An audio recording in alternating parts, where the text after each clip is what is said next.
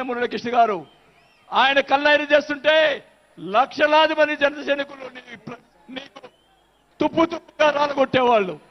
ఆయన మౌనం వహించారు. నేనైతే చెప్తా ఉన్నా, కుటుంబాన్ని అలా మాట్లాడారు కాబట్టి వాళ్ళని 9 నెలలు ఇంకా 9 నెలల తర్వాత అరెస్ట్ చేశారు. నేనైతే గవర్నమెంట్ ఇచ్చిన మరుసటి రోజే లాఠీతో రాలగొట్టించి లోపల వేయించేవాడిని కూడా ఈ సభాగా చేసుకుంటా ఉన్నా. చేసినటువంటి దుర్మార్గాలు ఎక్కడ పోవు, దుర్మార్గాలు ఎక్కడ పోవు. ఒకటే చెప్తా ఉన్నా,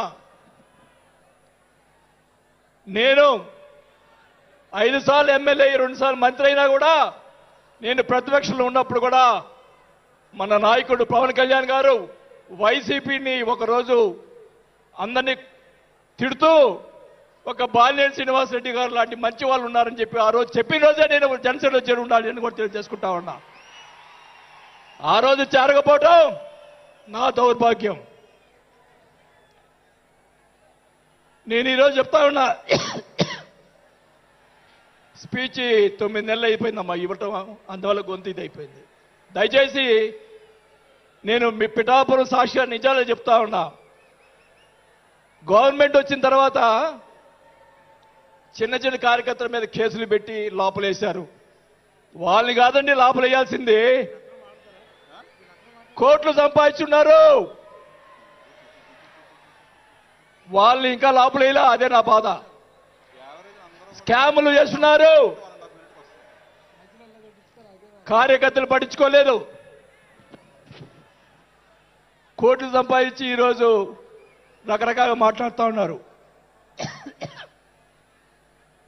పవన్ కళ్యాణ్ గారి గురించి మొన్న మాట్లాడాడు జగన్మోహన్ రెడ్డి గారు. ఏదో కౌన్సిలర్ అన్నాడు, ఏదో అన్నాడు. అయ్యా జగన్మోహన్ రెడ్డి గారు, మీ నాన్న దయతోటి నువ్వు ముఖ్యమంత్రి అయ్యావు. మీ నాన్న అంత అడ్డు పెట్టుకొని మా నాయకుడు, ఇప్పుడు జనసేన నాయకుడు పవన్ కళ్యాణ్ గారు స్వశక్తితోటి ఈరోజు లక్షలాది మంది అభిమాన పాత్రులు అయ్యాడని గుర్తుపెట్టుకోవాలని కూడా తెలియజేసుకుంటా ఉన్నా. మీ నాయనతోటి వెనక ఒకసారి ముఖ్యమంత్రి అయ్యావు, ఇంకా చూద్దాం. నేను ఒకటి కూడా చెప్తా ఉన్నా, నేను పవన్ కళ్యాణ్ గారిని కలిసినప్పుడు రాశారు చాలా మంది, కొన్ని పత్రికల్లో మీడియా వాళ్ళు రాశారు. ఏం రాశారు?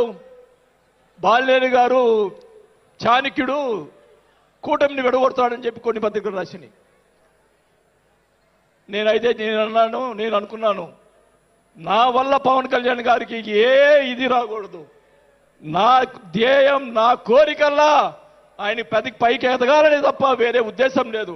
నేను ఆయన కలిసినప్పుడు ఒకటే అడిగా, అందరూ అనుకున్నారు ఎమ్మెల్సీ ఇచ్చి మినిస్టర్ ఇస్తారని చెప్పి కొన్ని ఇతర పత్రికలు రాశారు. నేను ఆయన ఏమీ అడగలేదు, ఒకటే అడిగా, సార్ మీతో నాకు సినిమాలు తీయాలని సార్ అని అన్నా. నా కోరిక అదే సార్.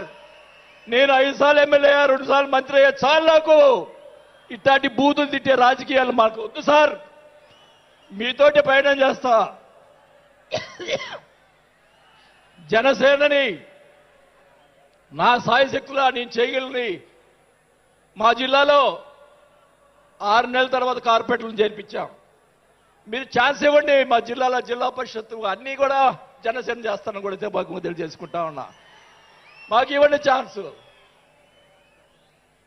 నన్ను ఆపద్దు. నాకు జరిగిన అన్యాయం మళ్ళా ఒకరోజు మీటింగ్లో చెప్తా. ఒకరోజు చెప్తే సరిపోదు, ఎందుకంటే టైం లేదు కాబట్టి. నాకు అన్యాయం జరిగిందని చెప్తా. జగన్మోహన్ రెడ్డి గారు చేసినటువంటి అన్యాయాలన్నీ చెప్తా, నాకు జరిగినటువంటి అన్యాయాలు.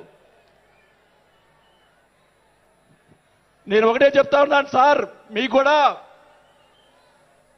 దయచేసి జనసేన కార్యకర్తని చూస్తున్నాను. అన్ని నియోజకవర్గాల్లో ఎమ్మెల్యేలని చాలా మంది గెలిపించారు, కార్యకర్తల్ని జనసేన వాళ్ళని పట్టించుకోవటం లేదు.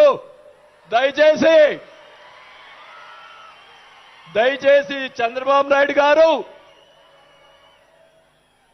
పవన్ కళ్యాణ్ గారు ఇద్దరు కూర్చొని ఒక ప్రెస్ మీట్ పెట్టి ఎమ్మెల్యేలందరికీ ఫిరాయించండి. జనసేన కార్యకర్తలు కూడా మీరు వాళ్ళకి రావాల్సినటువంటి రేషియో ప్రకారంగా వాళ్ళు కష్టపడి పనిచేశారు. ఇప్పుడు తెలియదు ఆ బాధ. రేపు ఎలక్షన్ తెలుస్తుంది. వాళ్ళు వాళ్ళు అడుగుతారు రేపు. దానికి సమాధానం చెప్పాల్సిన బాధ్యత ఆ ఎమ్మెల్యేలకు ఉంటుంది. కాబట్టి ఇద్దరు కూడా ఇప్పుడే వెంటనే అది చేస్తే మీకోసం ప్రాణాలు ఇచ్చే వాళ్ళు ఉన్నారు ఇక్కడ.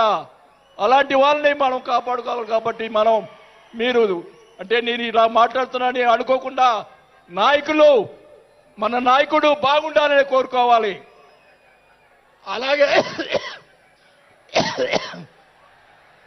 అలాగే మీరు కూడా జన సైనికులు కూడా మీరు కూడా మీ పక్కన వాళ్ళని మంచిగా చూడండి. మన పార్టీ పైకి తీసుకొచ్చేదానికి మన నాయకుడు ఇంకా ఎదిగేదాని కోసం ఇంకా కూడగొట్టుకోవాల్సిన బాధ్యత కూడా మీ మీద ఉందని కూడా ఈ సభాముఖంగా తెలియజేసుకుంటా ఉన్నాం.